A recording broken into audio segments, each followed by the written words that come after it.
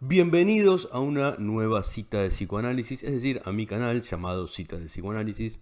Hoy vamos a seguir trabajando con la lista de reproducción con material para el concurso unificado de residencias, ¿sí?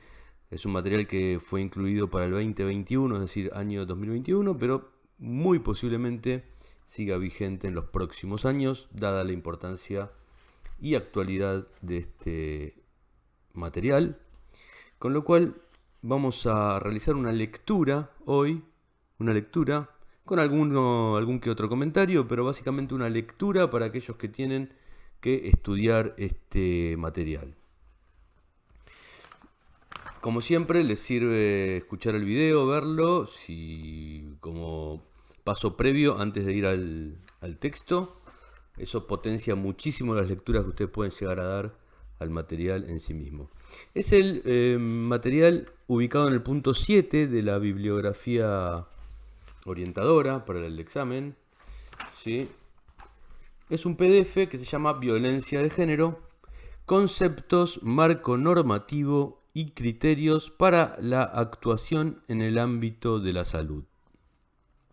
Es de Carmen Storani et al., adaptado por Lucila Tufro, contribuciones de Alejandra García, María Eugenia Miranda, Virginia Laura García, y fue ilustrado por Ariel Aragués y Albornoz. Es la primera edición ilustrada del Programa de Naciones Unidas para el Desarrollo del año 2020.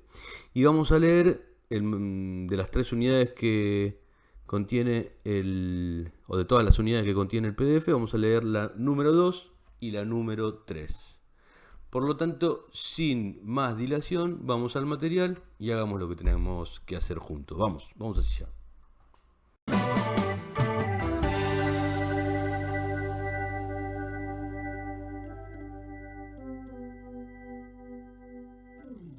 Muy bien, bueno, vamos a comenzar entonces. Tenemos acá la portada del texto, del PDF. Violencia de género, conceptos, marco normativo y criterios de actuación en el ámbito de la salud. Acá están los créditos. Dijimos que vamos a ver el capítulo 2, la unidad 2 y 3. Unidad 2, violencia de género. La unidad 3, el sector salud, en el abordaje de la violencia de género. La unidad 1 trata sobre las construcciones de género, feminidad, masculinidades y diversidades sexuales. Si les interesa que también haga un video sobre esto, me avisan y lo realizamos. En principio vamos a la bibliografía solicitada para el examen. En todo caso también pueden ampliarlo ustedes leyéndolo por su cuenta. Muy bien, vamos entonces a la página 35 directamente. Vamos a ver cómo está presentado este material. Violencia de género, unidad 2. Presentación. En la primera unidad trabajamos de modo introductorio los conceptos generales de la perspectiva de género. En esta segunda unidad se analizarán las dimensiones más relevantes de la violencia de género, en tanto problemática social y problema de salud pública que tiene raíces en las formas que adoptan las relaciones de género en un determinado momento histórico, con las particularidades referidas a los diferentes contextos culturales. Mostraremos los diferentes tipos y ámbitos en los que la violencia de género puede darse en nuestra sociedad, hasta llegar al análisis concreto de la violencia doméstica contra las mujeres, su dimensión como problema social y los efectos sobre la vida que tienen quienes la padecen. Se presentará la normativa que regula y define este tema, tanto a nivel internacional, nacional como provincial, y el impacto social y político de estas definiciones. A partir de allí se identificará a las mujeres como las principales víctimas de esta problemática y se explicará cuál es la dinámica por la que atraviesan las mismas cuando viven situaciones de violencia. Analizaremos los discursos sociales que se construyen en torno a esta problemática, que muchas veces se tornan en mitos que revictimizan a las mujeres y reproducen las violencias. Es imprescindible que los y las profesionales de la salud conozcan e incorporen en sus prácticas los principales aspectos de esta problemática y se encuentren sensibilizados con la misma para poder brindar la atención adecuada y oportuna a mujeres, niñas, niños, adolescentes y al colectivo LGTBI que se encuentra atravesando situaciones de violencia. Bueno, como pueden ver es bastante completo lo que presenta el material que presenta esta segunda unidad. Vamos directamente a continuar entonces. 2. Entonces, marco conceptual sobre la violencia. Vamos a ver qué es lo que dice.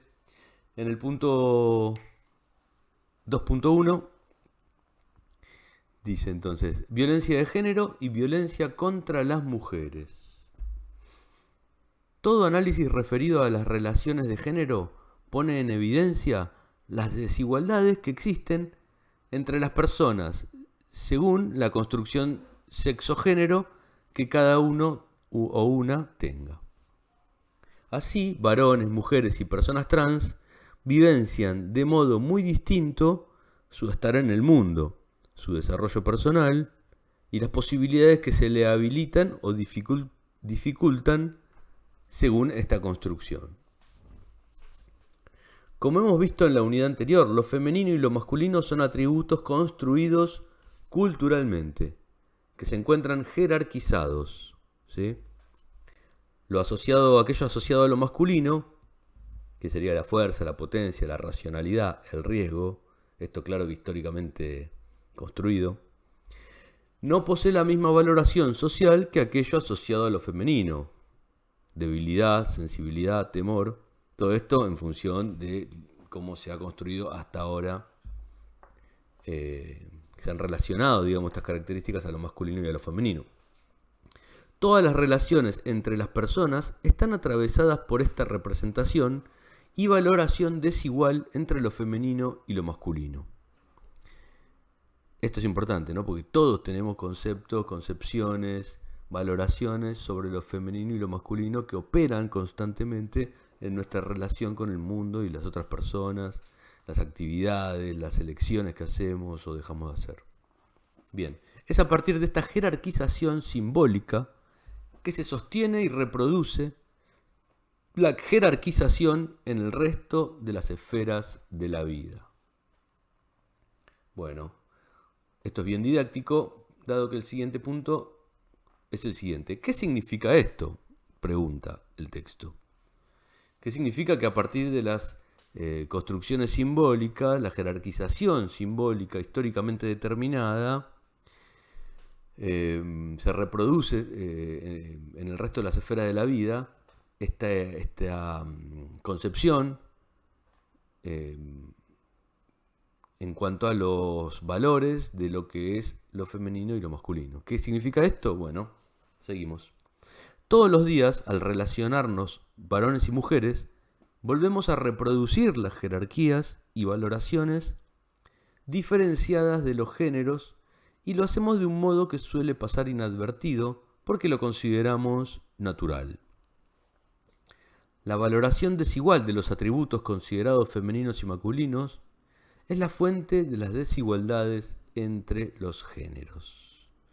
¿Sí? De vuelta, la valoración desigual de los atributos femeninos y masculinos es la fuente de las desigualdades entre los géneros. Por eso hay que estar bien atento a relacionar lo masculino con la fuerza, la potencia, la racionalidad, el riesgo, y lo femenino con la debilidad, la sensibilidad y el temor.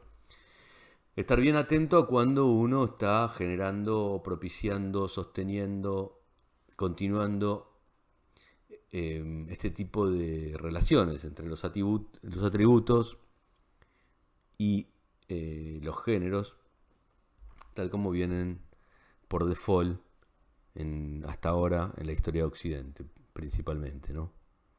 Seguimos. Así, nuestra sociedad naturaliza las jerarquías de género, como pueden ver, se naturalizan, ¿sí? De este modo, se llega a un punto en el que las jerarquías producen diferentes tipos de violencia. La cosificación es una de las formas en las que se manifiestan las jerarquías, es decir, un tipo de violencia. Ya que si la mujer tiene menor valor social, digamos, es adecuado para esta lógica que se ejerza determinado tipo de violencia en función de estas diferencias. Por ejemplo, dice, la trata de personas con fines de explotación sexual, cuyas víctimas son en su gran mayoría mujeres. Las mujeres circulan como mercancías que se reclutan, trasladan, venden y consumen. Estos actos solo se pueden realizar negando la condición de ser humano de las mujeres.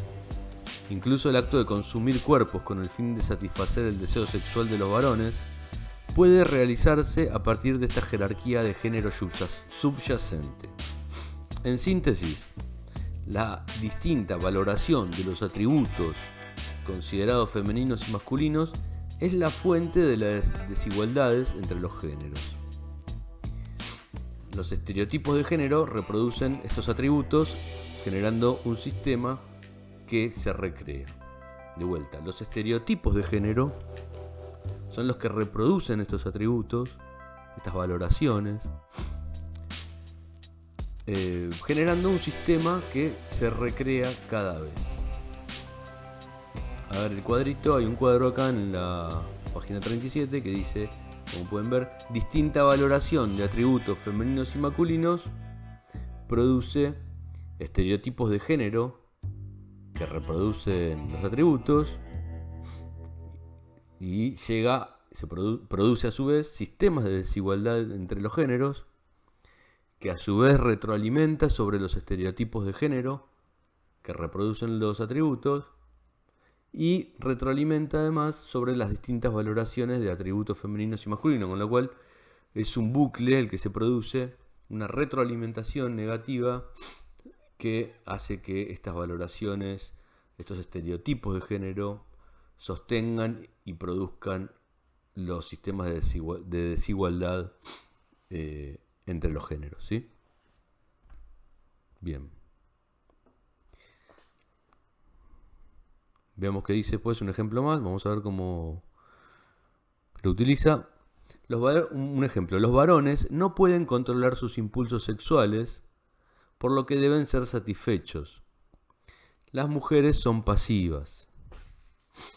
Estos discursos son tan fuertes que cuando alguien los contradice, puede llegar a ser sancionado socialmente. En nuestro ejemplo, los varones podrían ser considerados como poco, o se dudaría de su heterosexualidad, que en nuestra sociedad se supone obligatoria. En el caso de las mujeres, serían definidas como de poca moral, mujeres para la diversión. Es por esto que al hablar de violencia de género nos referimos a un tipo determinado de violencia que sucede a partir de otorgarle menor valor a lo femenino respecto de lo masculino. Es una jerarquía reproducida a través de la historia por medio de hábitos culturales y hoy toma nuevas formas sociales a partir de los estereotipos de género. Bien. ¿Quiénes serán las principales víctimas de esta violencia? Las mujeres. Ellas representan los atributos femeninos de forma más directa, pero también las personas trans, los niños y las niñas, los gays y las lesbianas. Estas personas, por su identidad de género o el espacio que ocupan en la red de relaciones de poder, se encuentran en desventaja. Así, refiriéndonos a la violencia contra las mujeres, se pone el foco en las principales víctimas de violencia de género. Vamos a ver algunos datos. Dice acá que en el 2015 la ONU declara que la violencia contra las mujeres es una pandemia mundial. Y las cifras que revelan esta desigualdad son las siguientes, algunas de las cifras, ¿no? 1 de cada 3 mujeres sufrió violencia física o sexual por parte de su compañero o pareja. 1 de cada 2 casos de mujeres asesinadas. En 1 de cada 2 casos de mujeres asesinadas, el autor era su compañero sentimental o un miembro de la familia, fíjense. 1 de cada 20 casos de hombres asesinados, la autora era su compañera sentimental o un miembro de la familia. 1 de 3 de las adolescentes afirma que su primera relación sexual fue forzada. En países con datos sobre la violencia sexual, nada más que los países que tienen datos. Otro dato. El 98% de las personas en situación de trata sexual son mujeres y niñas. 133 millones de niñas que actualmente viven en países de África y Oriente Medio sufrieron mutilación genital. 700 millones de mujeres se casaron con menos de 18 años de edad.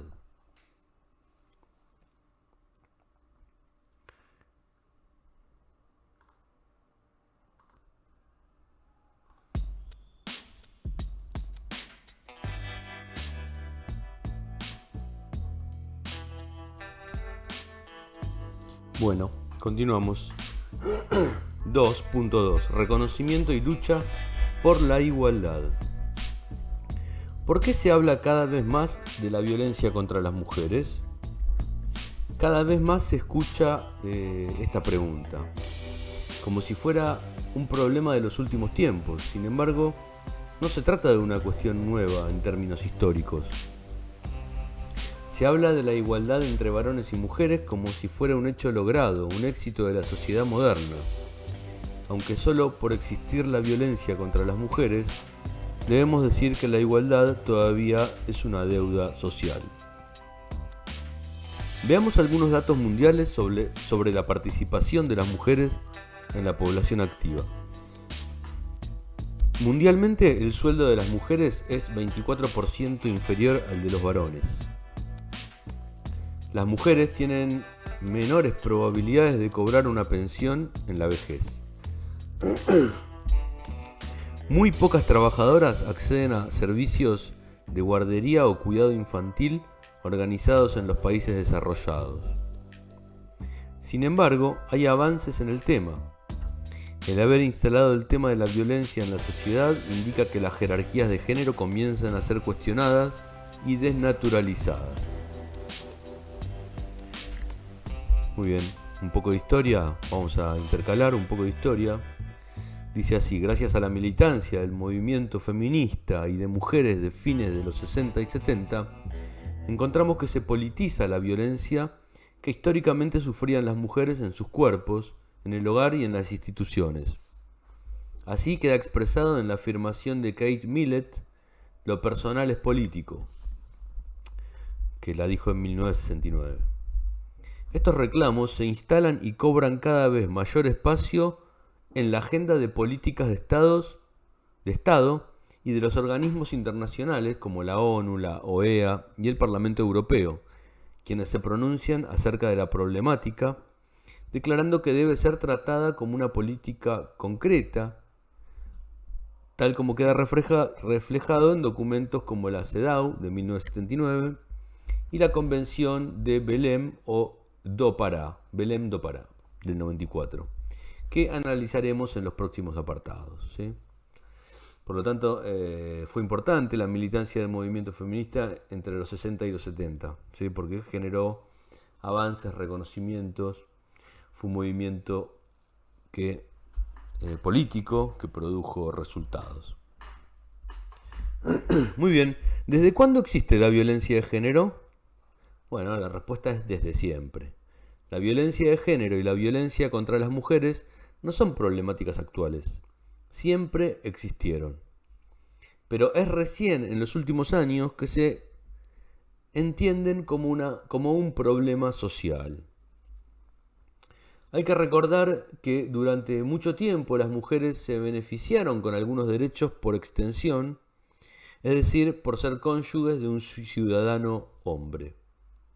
Otros derechos, en cambio, durante mucho tiempo les fueron negados a las mujeres.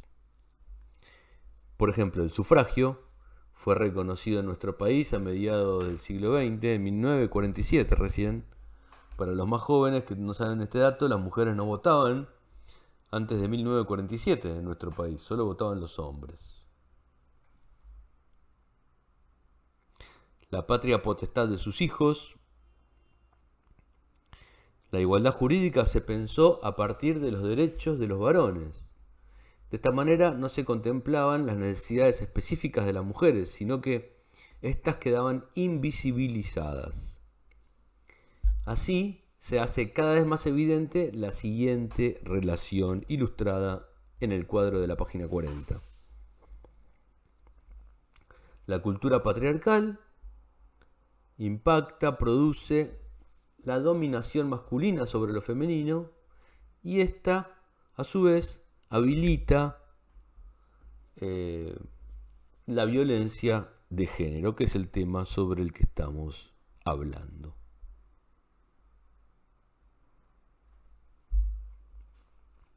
Muy bien, vamos a ver el punto 2.3. La violencia contra las mujeres como cuestión de Estado. Como ya señalamos anteriormente, a partir de los años 60 se producen resultados concretos en el avance de la igualdad impulsados por las mujeres. Internacionalmente, los derechos humanos reflejan esta evolución.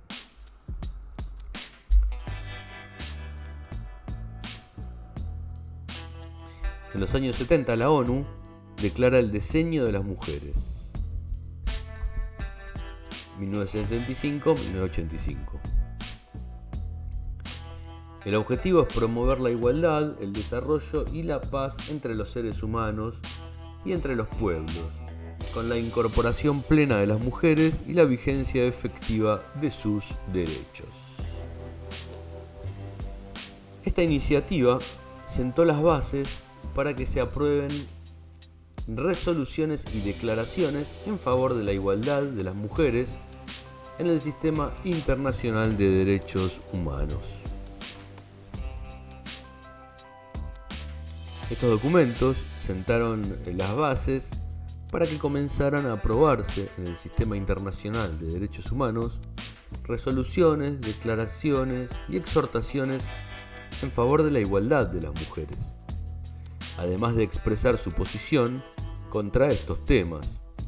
Brindaron conceptos y definieron formas de actuar a nivel mundial.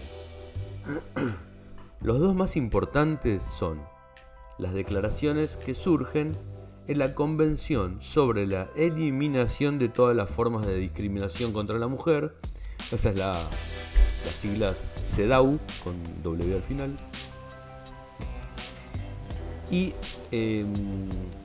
la otra importante es la Convención Interamericana para prevenir, sancionar y erradicar la violencia contra la mujer, Belém do Pará.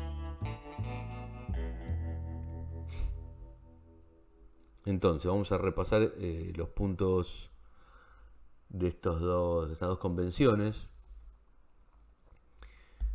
En 1979, entonces, la Convención sobre la eliminación de todas las formas de discriminación contra la mujer, CEDAW, denuncia que las mujeres siguen sin tener los mismos derechos que los varones. Es discriminación hacia las mujeres toda distinción, exclusión o restricción basada en el sexo. Y esta discriminación obstaculiza su crecimiento económico y su prosperidad. ¿Qué propone la CEDAW? Propone que para combatir esta discriminación solicita a los estados parte que reconozcan la contribución económica y social de las mujeres a la familia y a la sociedad. Pide un cambio de actitudes, tanto en varones como en mujeres, por medio de la educación, para superar los prejuicios y prácticas estereotipadas. Tiene como meta la igualdad real, además de la jurídica.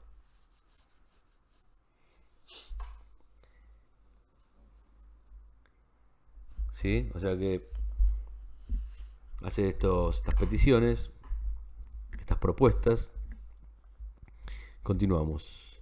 La Recomendación General 19 sobre violencia hace referencia explícita a las consecuencias de la violencia en la salud de las mujeres. La violencia obstaculiza y o impide directamente el acceso a distintos derechos, incluyendo el más alto nivel posible de salud física y mental. Incluye un apartado especial también para trabajadores de la salud. Y la Recomendación General 20 sobre la salud menciona la importancia de la capacitación en la temática de los trabajadores de la salud por su función de prevención y atención. En la otra convención importante que dijimos, que es la de Belém do Pará, que es la Convención Interamericana para prevenir y sancionar y erradicar la violencia contra las mujeres. Vamos a leer un pequeño resumen entonces. Es de 1994. Es la única en el mundo que enuncia y denuncia la violencia contra las mujeres. Establece que las condiciones de desigualdad en las que viven las mujeres están atravesadas por la discriminación y la violencia. Define la violencia como cualquier acción o conducta basada en su género que cause muerte, daño o sufrimiento físico, sexual o psicológico a la mujer, tanto en el ámbito público como en el privado. Al incluir el espacio privado en la definición de violencia contra las mujeres, incorpora el tema en la agenda política. La violencia en la familia y el hogar comienza a ser responsabilidad de los estados. ¿Sí? Incluye el espacio privado como un espacio propio relacionado con la violencia contra las mujeres, ¿no? Y la limitación de sus derechos. En el artículo 8, esta convención pide fomentar la educación y capacitación del personal en la administración de justicia, policial y demás funcionarios encargados de la aplicación de la ley, así como del personal a cuyo cargo esté la aplicación de las políticas de prevención, sanción y eliminación de la violencia contra la mujer. En el artículo 9 afirma además que los estados parte tendrán especialmente en cuenta la situación de vulnerabilidad a la violencia que pueda sufrir la mujer en razón, entre otras, de su raza, de su condición étnica, de condición de migrante, refugiada o desplazada. En igual sentido, se considerará a la mujer que es objeto de violencia cuando está embarazada, es discapacitada, menor de edad, anciana, o está en situación socioeconómica desfavorable o afectada por situaciones de conflictos armados o de privación de su libertad. A pesar de los avances en el sistema internacional sobre el tema, se observa que llevó casi 15 años entre una convención y la otra plantear la violencia contra las mujeres en el ámbito doméstico y privado. Fíjense que cuánta resistencia, ¿no? Por lo tanto, cabe la siguiente pregunta: ¿qué responsabilidad tiene el Estado? Por más que las acciones de maltrato y violencia sucedan en el ámbito privado, el Estado debe estar preparado para responder y tiene la obligación de intervenir ante la violación de los derechos humanos de las mujeres. Debe disponer las medidas tendientes a la prevención y sanción de esta problemática. Debe legislar, garantizar el aumento a la justicia y brindar atención integral a las mujeres que lo necesiten. La legislación internacional en derechos humanos incluye la educación y capacitación de los funcionarios públicos. Los estados que han ratificado esta normativa y que otorguen respuestas inadecuadas o ineficientes pueden ser responsabilizados internacionalmente. Con lo cual tenemos unas primeras conclusiones, y son que el derecho de las mujeres a una vida libre de violencia comienza a reconocerse hacia finales del siglo XX.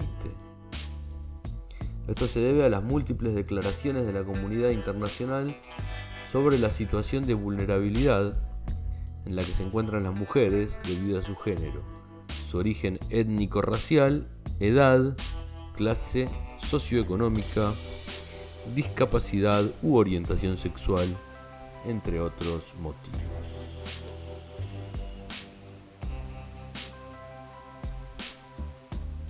Muy bien, vamos a continuar con el punto 2.4, derechos reconocidos en Argentina.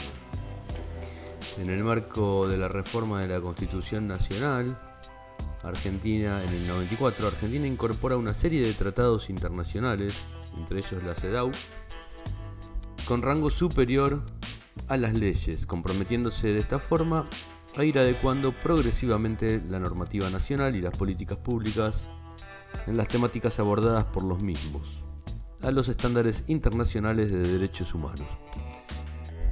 Desde esa fecha, nuestro Estado se compromete a cumplir una serie de obligaciones al momento de reconocer y ratificar los convenios internacionales.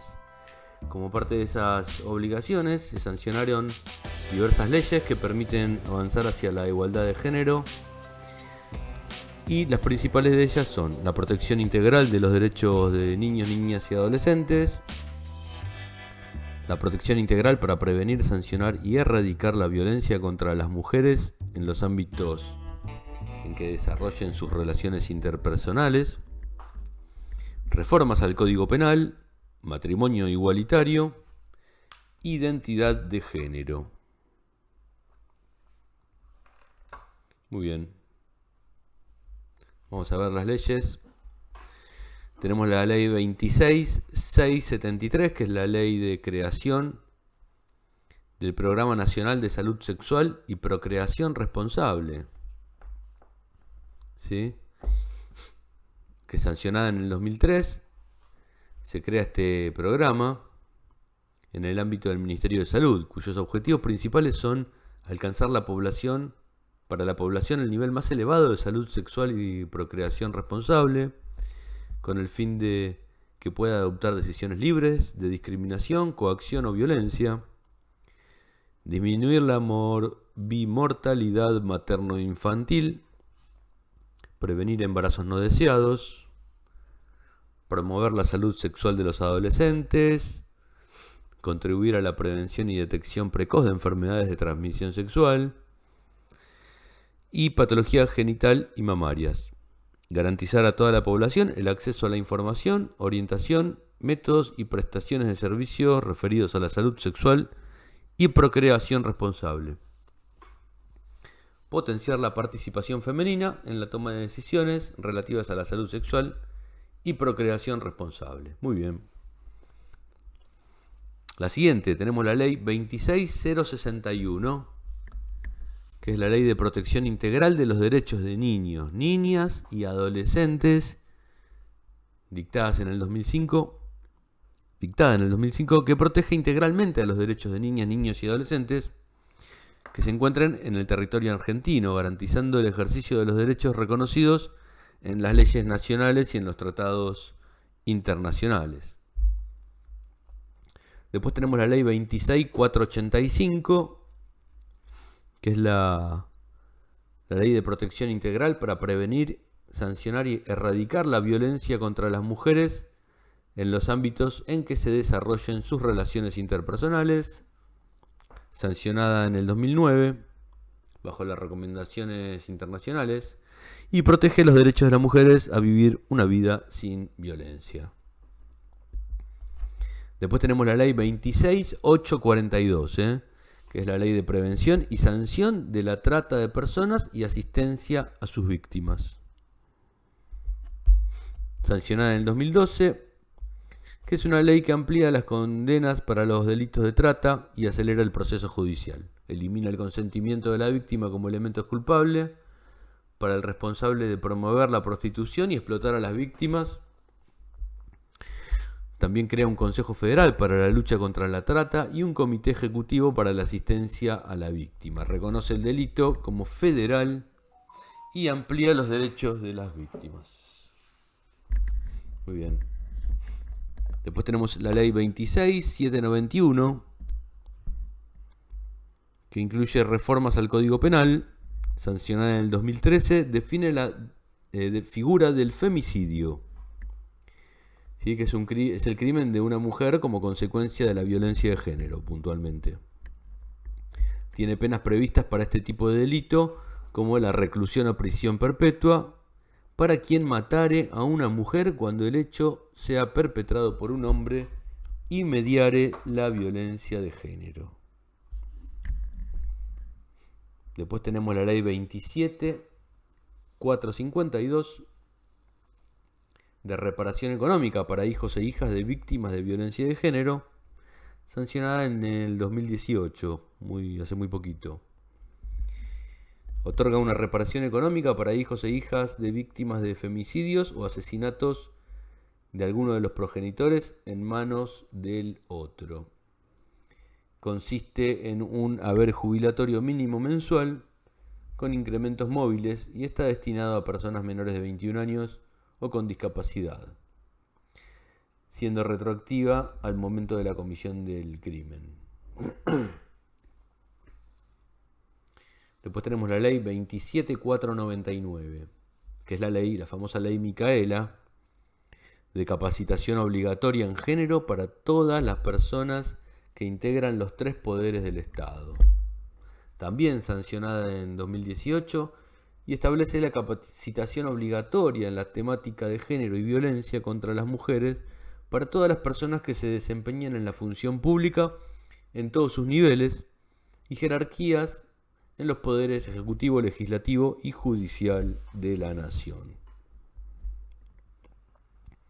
Luego tenemos un protocolo para la atención integral de personas con derecho a la interrupción legal del embarazo, que es un protocolo que tiene como objetivo ofrecer la guía para los equipos de salud para que cumplan con su responsabilidad en la interrupción legal del embarazo, contemplado en el marco jurídico argentino. Si quieren ver en detalle esto, pueden verlo en el canal, que ahí está la descripción de esta ley. Si vayan al canal, a la lista de reproducción amarilla de material para residentes, ahí tienen toda la descripción de esta ley. Muy bien, seguimos. 2.5. Violencia contra las mujeres. Tipos y modalidades. Quizás esta sea la parte más específica del paper de este segundo capítulo. Vamos a ver entonces los distintos tipos de violencia contra la mujer, los tipos y modalidades.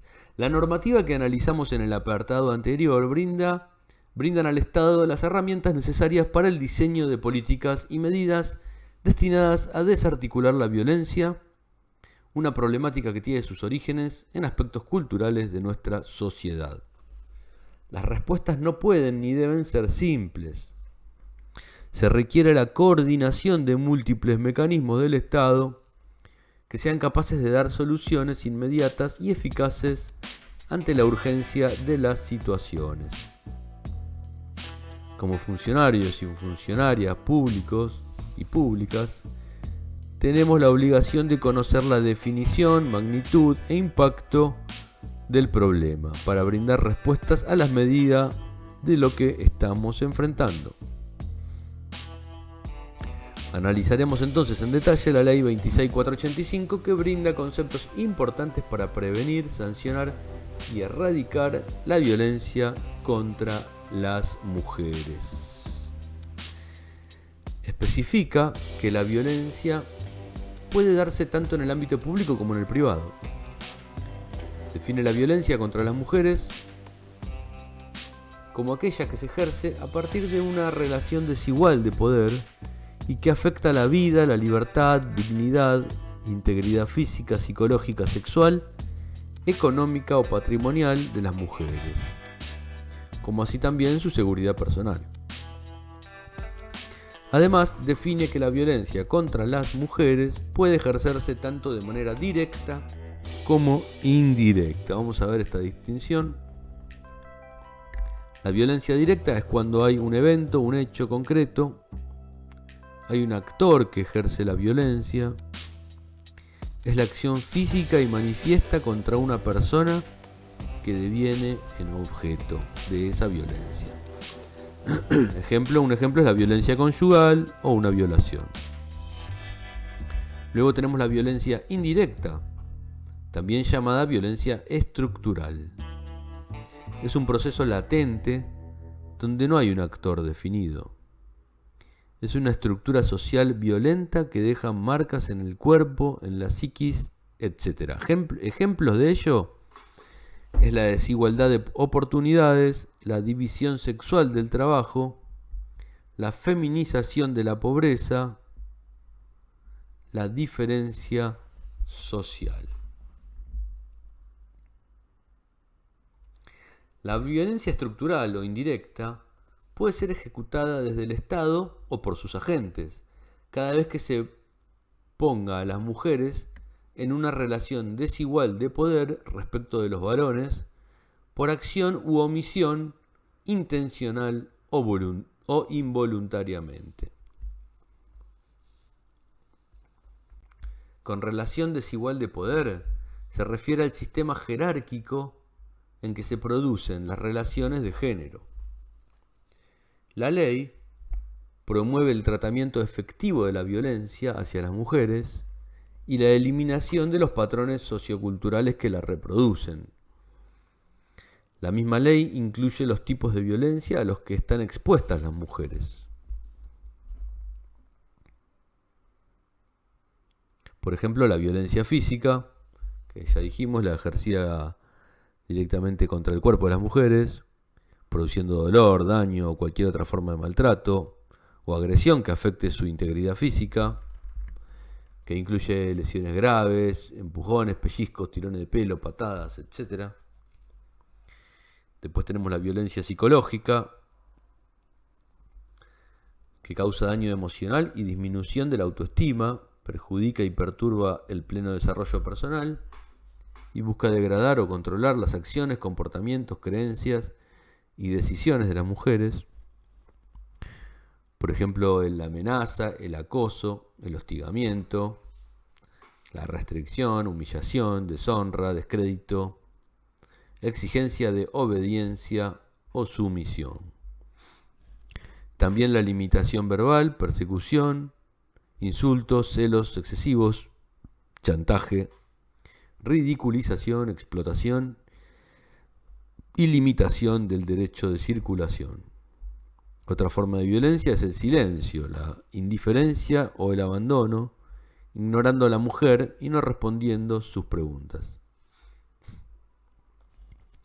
Esa es la violencia psicológica. También tenemos la violencia patrimonial, que ocasiona la disminución de los recursos económicos de la mujer.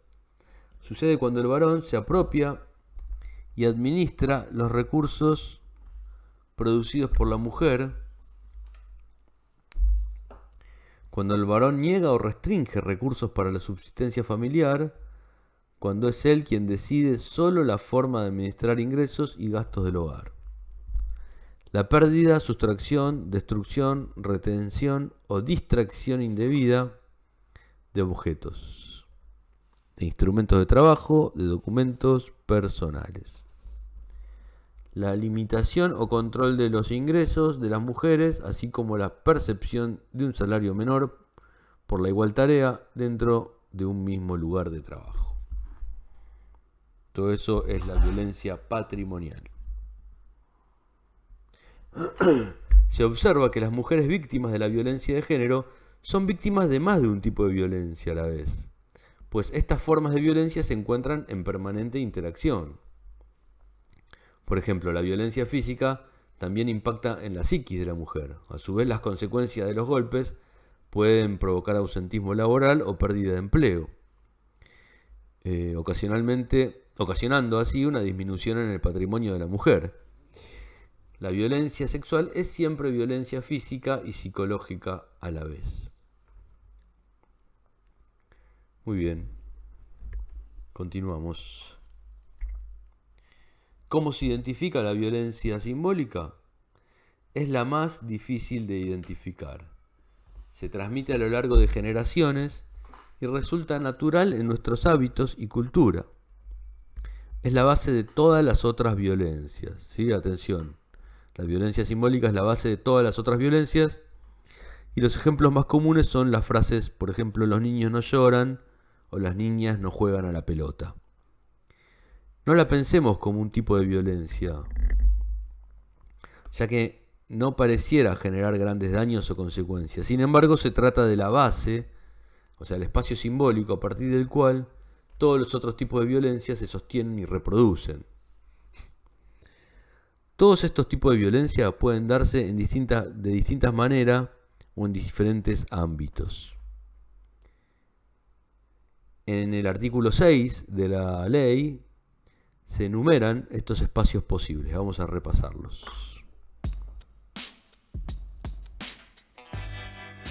Veamos.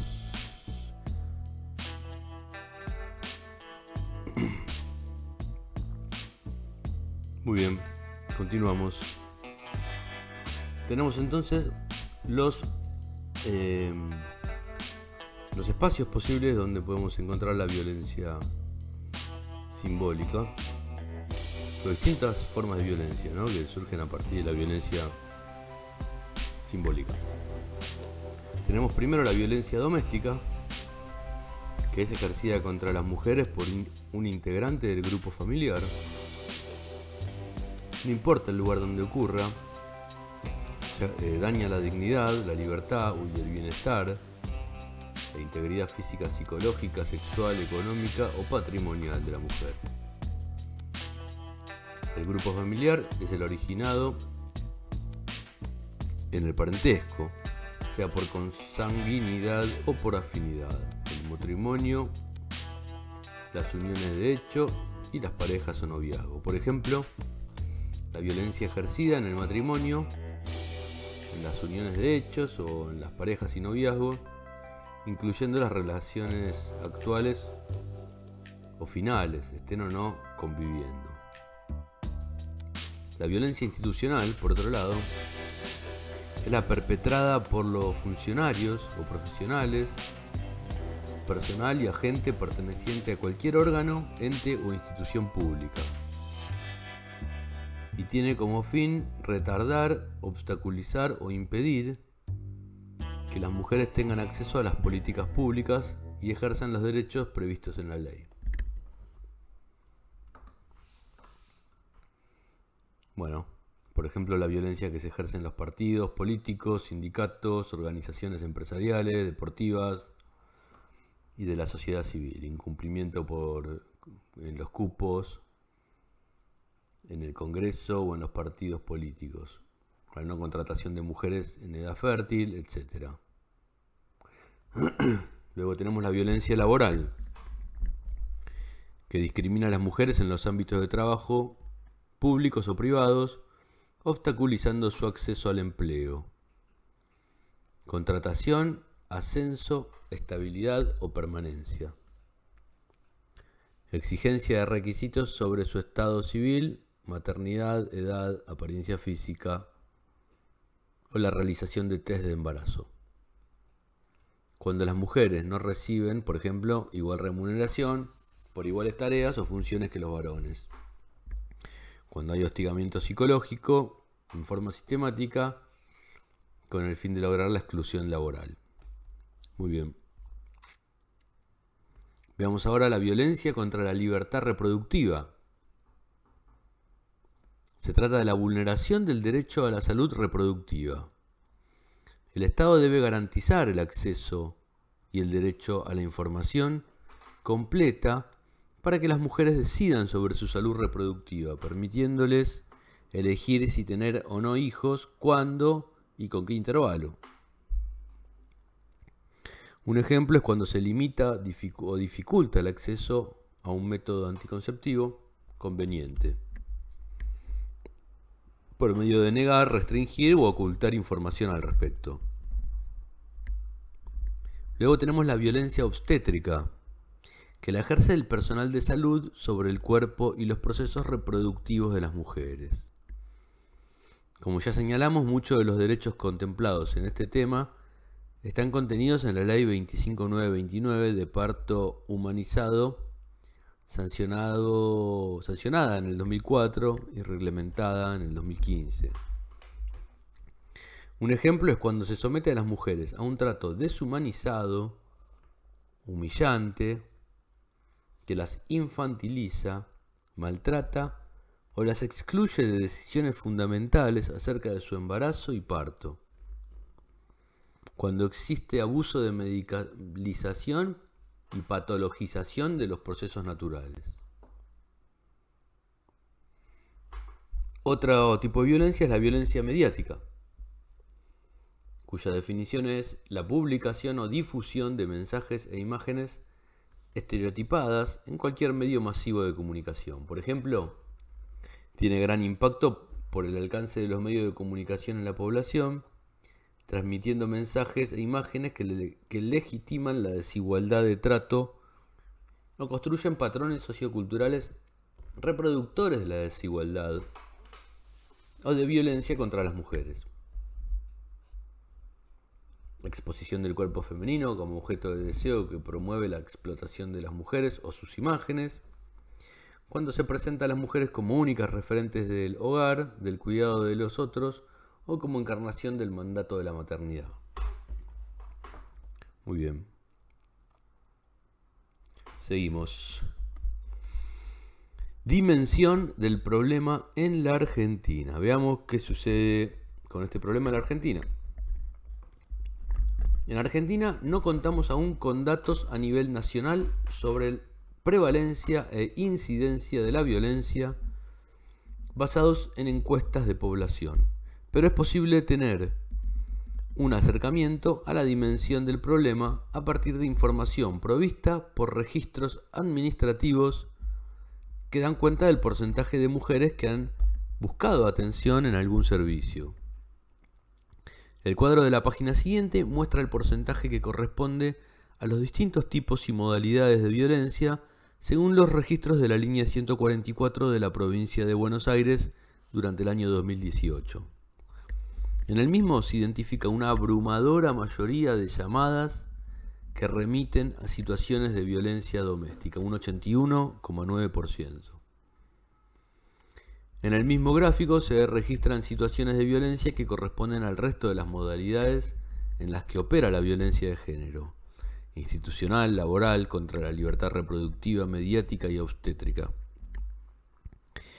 Los bajos registros que se observan en estas últimas modalidades tienen relación con la dificultad que aún se evidencia para reconocer e identificar estas modalidades de violencia. Muy bien, veamos el cuadro. En el 2018 el tipo de violencia, la violencia psicológica tiene un 94% de incidencia. Bueno, acá pueden ver el cuadro. La violencia física un 70%. Luego le sigue la violencia económico-patrimonial, 29%. Violencia simbólica un 41%. Y sexual un 11%. La modalidad de la violencia. Tenemos violencia doméstica un 81,9%. Institucional 1,5%. Mediática 0,1%. Laboral 1,2%. Obstétrica 0,1%. Y contra la libertad reproductiva 0,4%. Cantidad de personas en situación de violencia, 42.209 denunciados. Acá definimos la violencia de género y especificamos los distintos tipos de violencia contra las mujeres que existen, así como los ámbitos o espacios en los cuales estos tipos de violencia pueden darse, en este cuadro. A continuación nos centraremos en analizar la violencia contra las mujeres que ocurre en el espacio familiar o doméstico por su peso estadístico en el total de los casos que aparecen en esta descripción. Se describirán las principales características de la violencia doméstica contra las mujeres, estableciendo las bases para efectuar intervenciones adecuadas.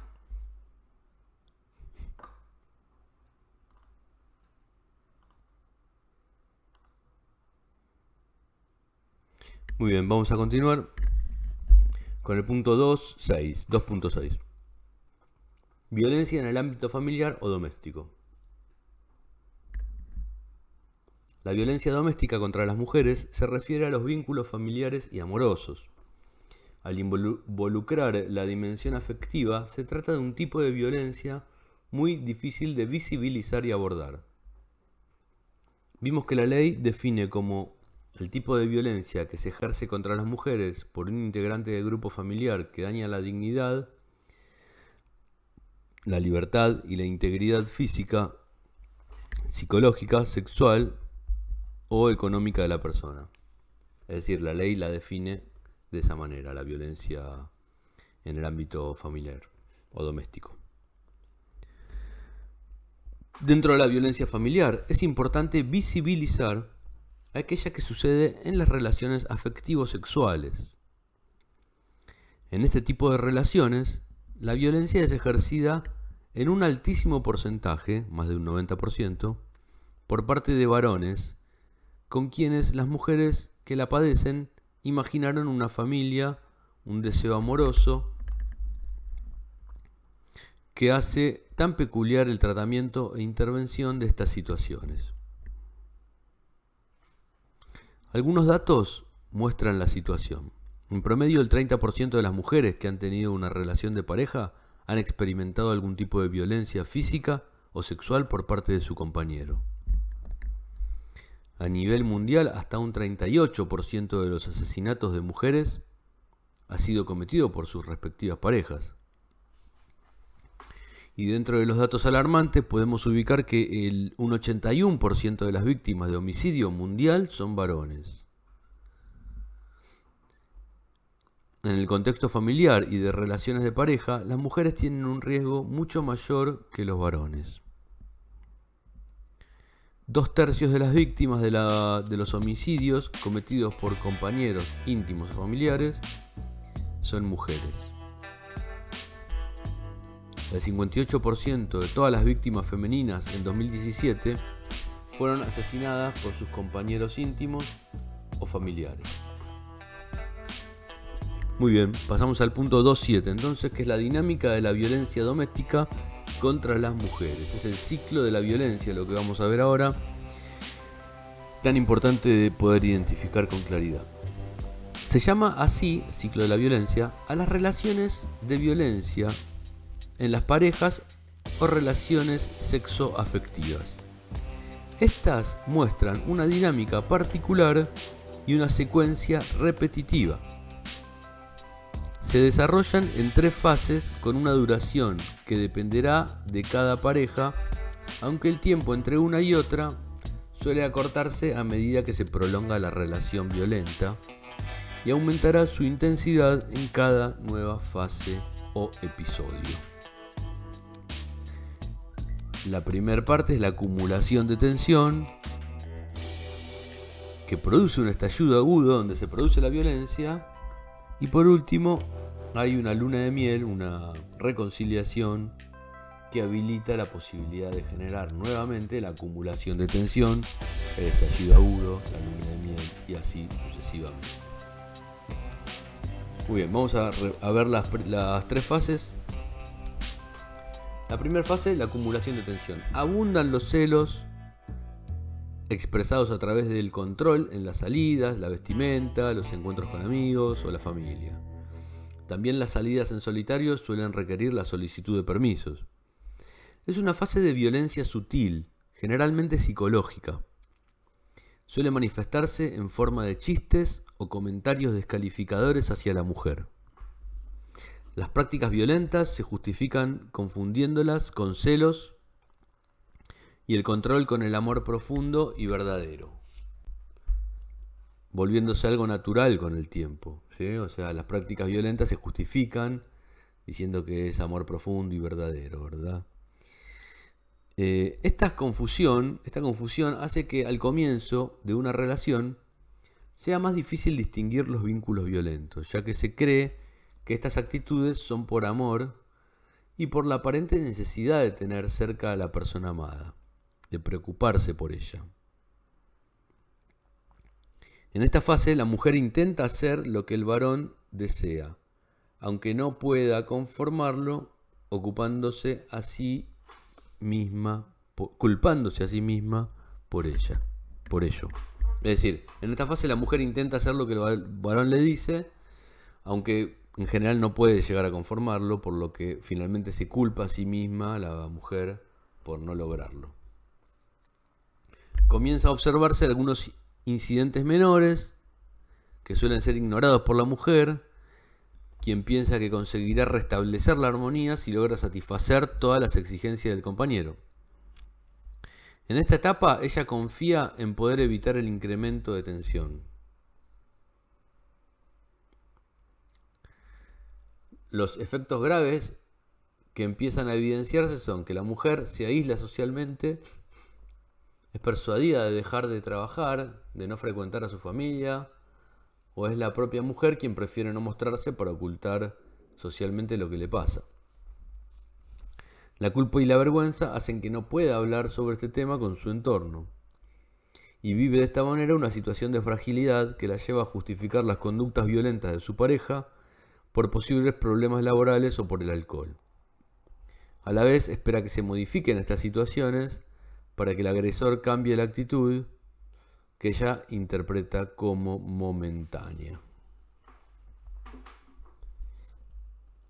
Muy bien. La segunda fase es el estallido agudo.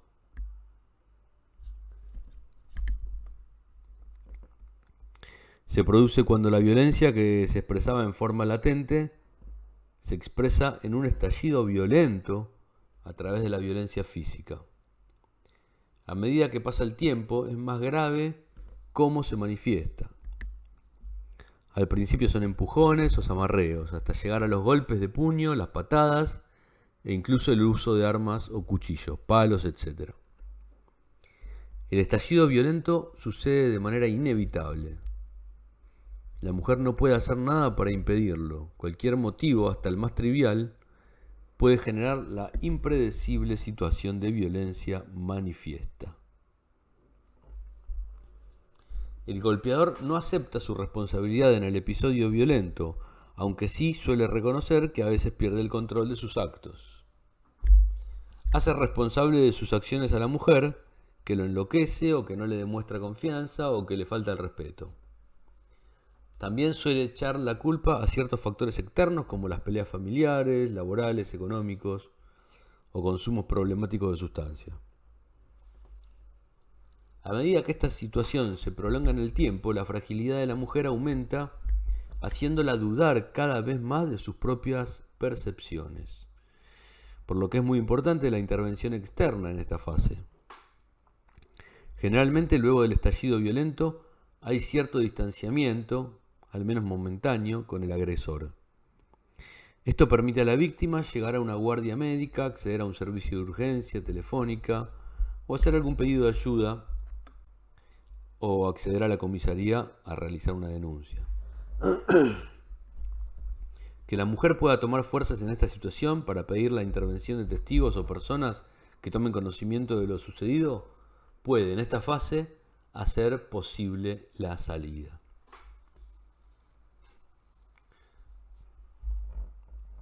Bueno, tercera fase.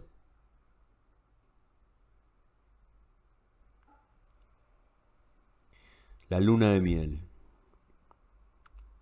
Después del episodio agudo de violencia, viene el arrepentimiento. El agresor asegura y promete que nunca volverá a suceder un hecho semejante. Actúa de forma cariñosa y continúa desconociendo su responsabilidad. El agresor sigue justificando lo sucedido debido a supuestas provocaciones de la mujer, actitudes de la familia, los vecinos, etc.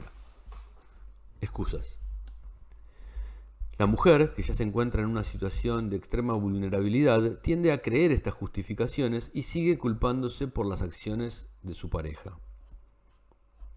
Es difícil para la mujer ver objetivamente la situación. El agresor se muestra tan arrepentido que presenta al hecho violento como algo circunstancial y ajeno a él. La mayoría de las veces, cuanto más grave es el episodio violento, mayor es la muestra de arrepentimiento. La mujer empieza a verse a sí misma como frágil como consecuencia de esta relación violenta.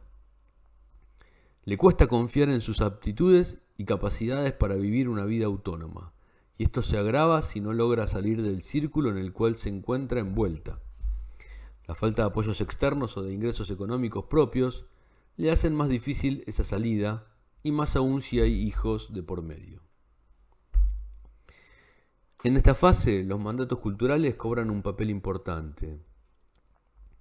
Ideas como el amor incondicional, el matrimonio para toda la vida, la necesidad de que los niños tengan un padre, o la idea de que la mujer se realiza a través de la familia y la pareja, dificultan que la mujer termine con la relación. Estos modelos que internaliza hacen que se crea responsable de ser ella quien debe hacer mejor las cosas, que la próxima vez debe corregirse para no obligar a su pareja a actuar de forma violenta. Es decir, sigue responsabilizándose, ¿no? Cada vez que el ciclo se repite, la situación se agrava. La mujer vive en un estado de permanente tensión, temor y parálisis, que a la vez aumenta cada vez más su aislamiento y, en consecuencia, la dificultad para pedir ayuda. Vuelve entonces a suceder otro periodo de acumulación de tensión y comienza el ciclo nuevamente. Esta vez más agudo, de forma tal que el agresor es cada vez más extremo, llegando a amenazar a la mujer de asesinarla, a ella, a los niños o a cualquier otra persona que intente ayudarla. La violencia en el hogar tiene consecuencias para todos. Para todos y todas los integrantes de la familia. Los y las niñas y niñas que han crecido viendo maltrato hacia su madre u otras mujeres de referencia sufren impactos emocionales y viven esta problemática como propia.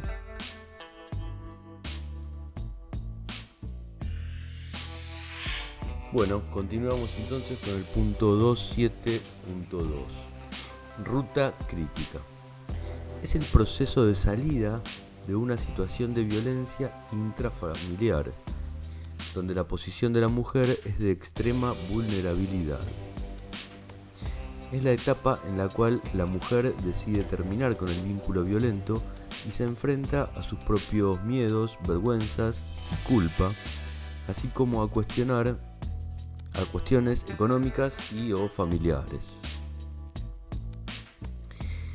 Este proceso es complejo e implica avances y retrocesos, donde se mezclan los estímulos que impulsan a una mujer a salir de esta situación con los que la inhiben. Dos tipos de factores interrelacionados actúan en el recorrido de la mujer, ya sea ayudándola a salir de la situación o impidiéndoselo. Por un lado, los factores internos, relacionados con los sentimientos, con el proceso personal de la mujer que está en la situación de violencia, que interactúan entonces con factores internos, relacionados con el apoyo y recursos materiales y económicos, la información a la que accede, el aumento de violencia, etc. Estos factores actúan sobre la mujer, fortaleciendo o debilitándola en su decisión de terminar con esa relación violenta. Estos pueden ser tanto impulsores, que le permiten a la mujer buscar ayuda, como factores inhibidores que obstaculizan el proceso de salida. El principal factor impulsor es la propia situación de violencia que sufre la mujer y que se expresa en el aumento de la violencia o la aparición de nuevas formas de agresión, la posibilidad de perder bienes y la negación de la persona agresora a cubrir los gastos familiares. Estas situaciones frecuentemente motivan a la mujer a buscar ayuda. También las amenazas y la violencia extendida a los hijos u otros miembros de la familia impulsan el pedido de ayuda. La necesidad de protegerlos es uno de los principales impulsos motivadores. Otros factores del entorno de la mujer también la llevan a salir de la situación de violencia y son la contención de su ámbito familiar y vecinal y una adecuada respuesta institucional en la búsqueda de soluciones. Por lo tanto, es imprescindible mejorar la respuesta institucional en todas las áreas del Estado en relación al acceso, la disponibilidad y la calidad de los recursos. Es preciso que los funcionarios tengan disponible información y conozcan las formas de abordaje de las situaciones de violencia contra las mujeres. Esto es de vital importancia dado que muchas de las personas afectadas desconocen sus derechos y la existencia de servicios especializados en la temática para ayudarlas a poner fin a esta modalidad de violencia. Entonces, ¿cuáles son los mitos más frecuentes? Bueno, los mitos más frecuentes son: a las mujeres les debe gustar que les peguen, de lo contrario, se irían. 2. Si no hay golpes, no hay violencia. 3. Los celos son una demostración de amor. 4. Ella habrá hecho algo para provocarlo. Y 5. Él es un santo, ella debe tener algún problema. Esos son los principales mitos que operan sosteniendo estas situaciones. Además, hay una serie de factores inhibidores que vivencian las mujeres y les dificultan la salida de situaciones de violencia. La forma en la cual entendemos la violencia intrafamiliar tiene que ver con nuestro sistema cultural de creencias que valida mecanismos propios de las dinámicas familiares. Así se observa que esta es una violencia que siempre existió y de la que parece que no se puede escapar. Estos mecanismos se traducen en mitos que hacen difícil ver este problema, promueven que continúe el maltrato y obstaculizan el acceso de las víctimas a ámbitos que canalicen la situación que están sufriendo. Los principales factores inhibidores se alimentan de estos mitos que están en la propia vivencia de la mujer y en su entorno inmediato. Veamos cómo afectan estos mitos en la ruta crítica de las mujeres. Entonces tenemos los factores inhibidores internos, que son el miedo, la culpa, la vergüenza, amor al agresor, idea de lo que ocurre en el interior de la pareja es privado, pareja-familia es privado, manipulación del agresor y dinámicas del ciclo de la violencia, y desconocimiento de sus derechos y falta de información. Los factores inhibidores externos entonces serían las presiones familiares y sociales, la inseguridad económica y falta de recursos materiales, actitudes negativas de operadores o funcionarios, inadecuadas respuestas institucionales, limitada cobertura de los organismos y dispositivos estatales y contextos sociales con historias de violencia. Una de las principales causas por las que las mujeres no denuncian las relaciones violentas de las que son víctimas se debe a la forma en que la violencia de género se naturalizó en la sociedad. Muy bien. Vamos a ver el punto 2.7.3. y que son las consecuencias de la violencia de género en la salud. ¿Sí?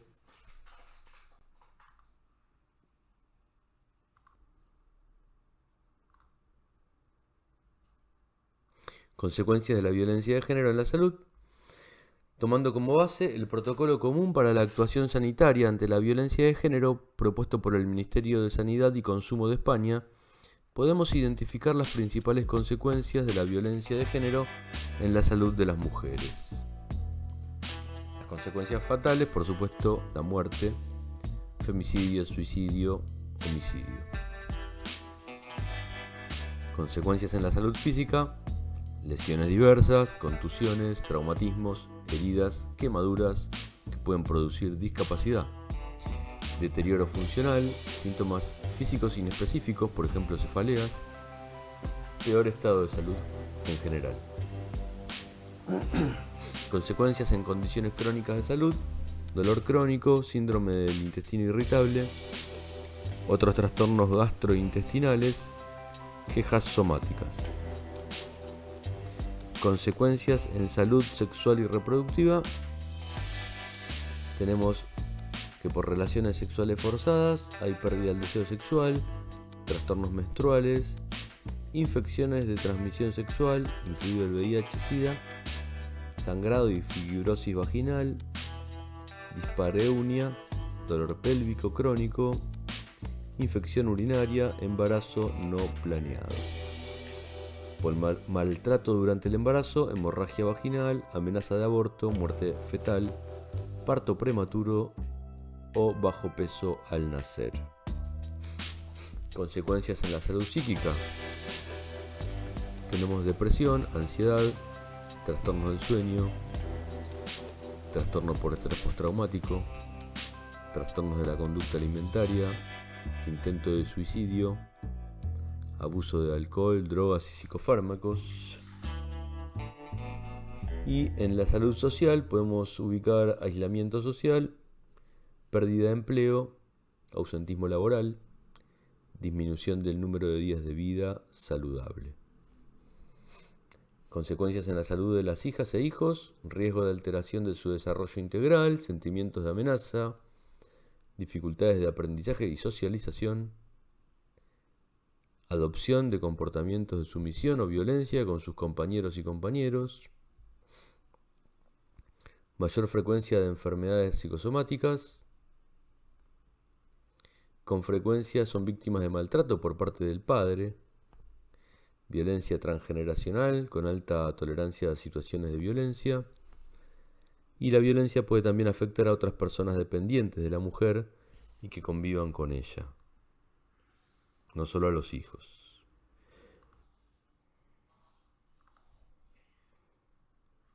Bueno, el punto 2.8, las responsabilidades del sector salud frente a la violencia de género. Para combatir la violencia contra las mujeres es fundamental el rol de las políticas públicas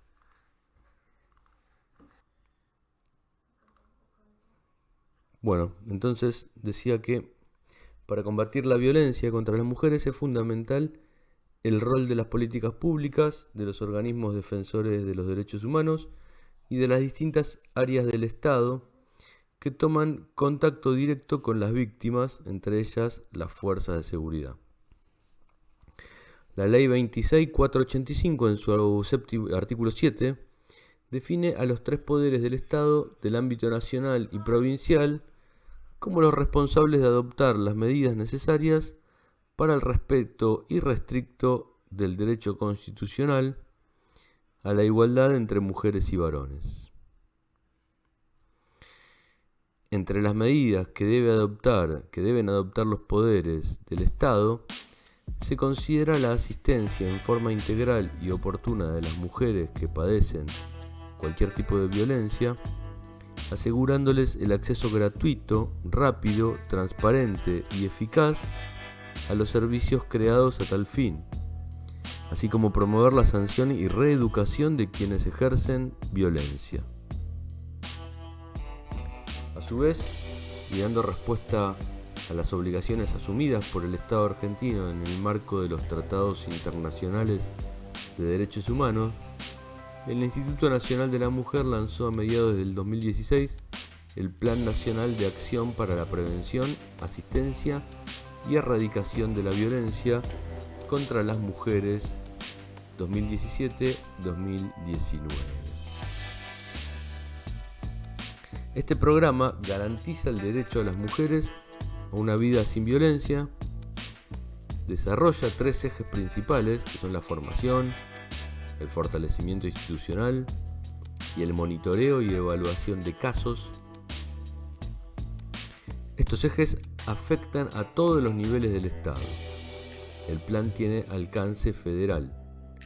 La provincia de Buenos Aires, por causa de su densidad poblacional, es uno de los distritos más sensibles a la problemática.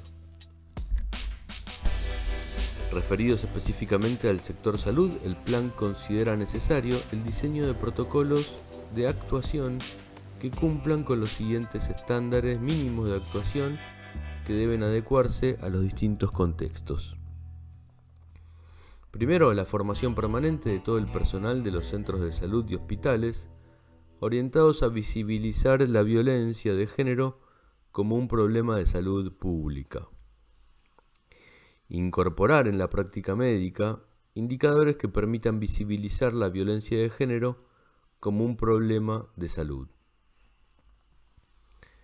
A partir de la detección del caso, implementación de un flujograma de atención de carácter intra o interinstitucional. Todo dispositivo del sistema sanitario debe contar con personal adecuado y recursos para responder a una situación de violencia de género las 24 horas del día. Estos estándares mínimos tienen como objetivo principal evitar la revictimización.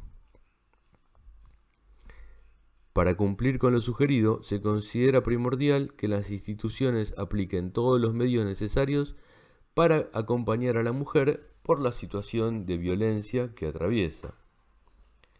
Se sugiere que para la elaboración de estos protocolos se considere también a la población LGBTI.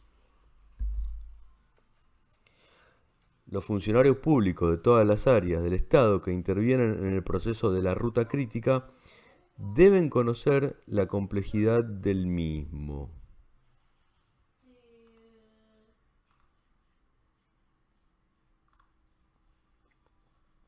Si no es así, se corre el riesgo de colocar a las mujeres en una posición de desventaja, lo que podría implicar la repetición cíclica de la violencia o su revictimización.